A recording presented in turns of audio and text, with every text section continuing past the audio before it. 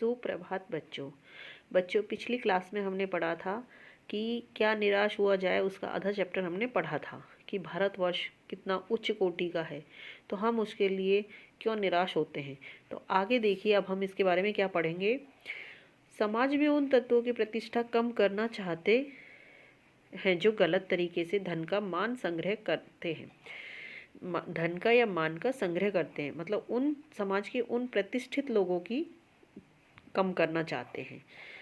दोषों का पर्दाफाश करना बुरी बात नहीं है। बुराई यह मालूम होती है कि किसी के आचरण के गलत पक्ष को उद्घाटित करके उसमें रस लिया जाता है और दोषोद्घाटन को एकमात्र कर्तव्य मान लिया जाता है। बुराई में रस लेना बुरी बात है, अच्छाई में उतना ही रस लेकर उजागर न करना और भी बुरी बात है। सैकड़ों घटनाएं ऐसी घटती हैं जिन्हें उजागर करने से लोक चित्त में अच्छाई के प्रति अच्छी भावना जगती है।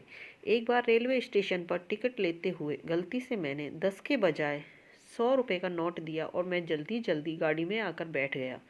थोड़ी देर में टिकट बाबू उन दिनों के सेकंड क्लास के डिब्बे में हर आदमी का चेहरा पहचानता हुआ उपस्थित हुआ। उसने मुझे पहचान लिया और बड़ी विनम्रता के साथ मेरे हाथ में 90 रुपये रख दिए और बोला, यह बहुत गलती हो गई थी। आपने भी नहीं देखा, मैंने भी नहीं देखा। उसके चेहरे पर विचित्र संतोष की गरिमा थी। मैं चकित रह गया। क्यों? क्योंकि उसने 90 रुपये उसे वापस लौटाए थे। कैसे कहूँ कि दुनिया से सच्चाई और ईमानदारी लुप्त हो गई है। वैसी अनेक अवांछित घटनाएं भी हुई हैं, परंतु यह एक घटना ठगी और वंचना की अनेक घटनाओं से अधिक शक्तिशाली है। एक बार मैं बस में यात्रा कर रहा था। मेरे साथ मेरी पत्नी और 3 बच्चे थे। बस खराबी थी, रुक रुक कर चलती थी। गंतव्य से कोई 8 किलोमीटर पहले ही एक निर्जन सुनसान स्थान में बस ने जवाब दे दिया। गंतव्य यानी कि सही रास्ते, सही जगह पहुंचना। रात के कोई 10 बजे होंगे। बस में यात्री घबरा गए। कंडक्टर उतर गया और एक साइकिल लेकर चलता बना। लोगों को संदेह हो गया कि हमें धोखा दिया जा रहा है। बस में बैठे लोगों ने तरह तरह की बातें शुरू कर दी। किसी ने कहा, यहाँ डकैती होती है। 2-3 दिन पहले इसी तरह एक बस को लूटा गया था। परिवार सहित अकेला मैं ही था। बच्चे पानी पानी चिल्ला रहे थे। पानी का कहीं ठिकाना ना था। ऊपर से आदमियों का डर समा गया था। कुछ नौजवानों ने ड्राइवर को पकड़कर उसे मार पीटने का हिसाब बनाया। ड्राइवर के चेहरे पर हवाइयाँ उड़ने लगी। लोगों ने उसे पकड़ लिया। वह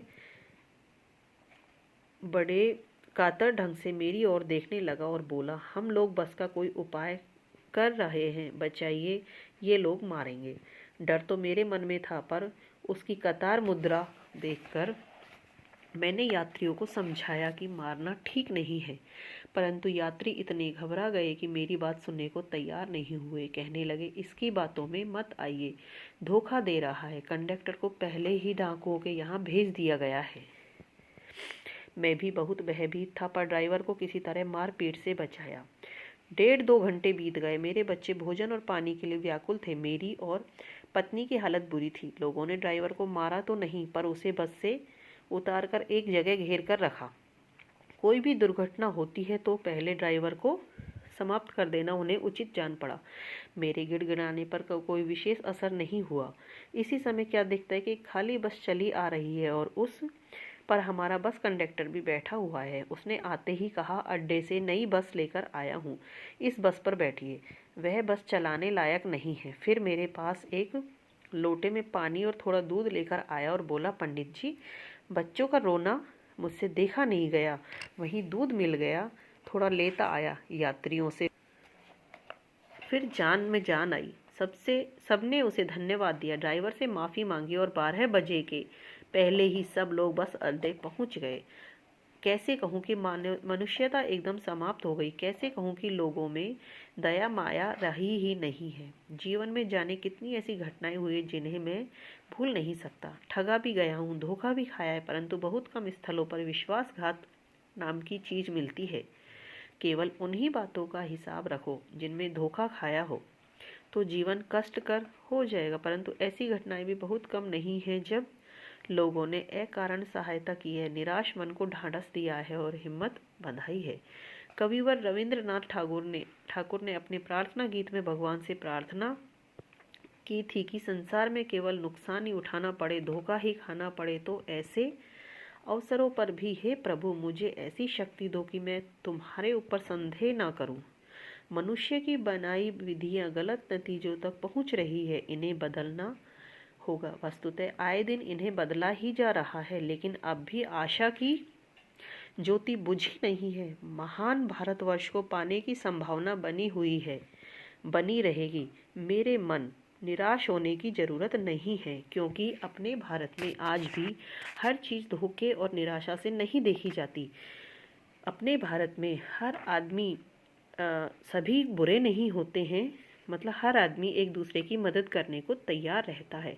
ऐसा ज़रूरी नहीं है कि कभी धोखा खाया है तो कभी कोई चीज़ से फ़ायदा नहीं हुआ हो। हर आदमी का अपना स्वभाव होता है, कोई धोखे के उद्देश्य से होता है और कोई सहायता के उद्देश्य से। तो हमें डरने की ज़रूरत नहीं है, निराश नहीं होना है, अपने भारत को उच्च कोटि का ही बनाकर रखना है। आप बच्चों, आपको अब ये चैप्टर समझ में आया होगा और आप इसको अगर दोबारा ध्यान से पढ़ोगे तो आपको इसमें इंटरेस्ट भी आएगा। तो मैं यही चाहती हूँ कि आप इसको दोबारा ध्यान से पढ़ना और इसके क्वेश्चन आंसर्स भी आपको अच्छे से समझ में आ जाएंगे। धन्यवाद।